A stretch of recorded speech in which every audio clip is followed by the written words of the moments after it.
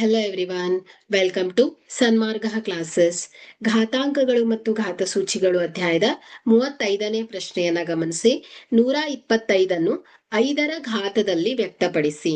So ಇಲ್ಲಿ ಒಂದು ಸಂಖ್ಯೆಯನ್ನ ನಾವು ಘಾತ ರೂಪದಲ್ಲಿ ಬರಿಬೇಕು ಅಂದ್ರೆ ಆ ಸಂಖ್ಯೆಯನ್ನ ಕೊಟ್ಟಿರುವ ಆಧಾರ ಸಂಖ್ಯೆಯಿಂದ ಕಂಟಿನ್ಯೂಸ್ ಆಗಿ ಏನ್ ಮಾಡ್ಬೇಕಾಗತ್ತೆ, ಭಾಗಿಸ್ಬೇಕು ಅಥವಾ ಗುಣಿಸ್ಬೇಕಾಗತ್ತೆ. ಓಕೆ, ಸೊ ಇಲ್ಲಿ ನೋಡಿ 5 ಗುಣಿಸು 1, 5 1 5. So next 5 5 25. ಸೊ ನೆಕ್ಸ್ಟ್ 5 ಗುಣಿಸು 5 ಗುಣಿಸು 5 ಮಾಡಿ. ಸೊ 5 5 25, 25 125 ಬಂದಿದೆ ಅಲ್ವಾ. ಸೊ ಹಾಗಾದ್ರೆ 125 ನಾವು ಹೇಗ್ ಬರಿಬಹುದು?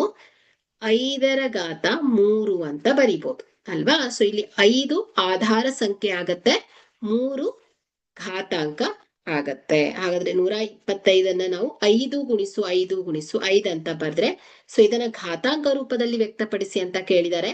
ಸೊ ಹಾಗಾಗಿ 5ರ ಘಾತ 3 ಆಗತ್ತೆ. ಸೊ 125 ನಾವು 5ರ ಘಾತದಲ್ಲಿ ವ್ಯಕ್ತಪಡಿಸಿದಾಗ 5ರ ಘಾತ 3 ಆಗತ್ತೆ.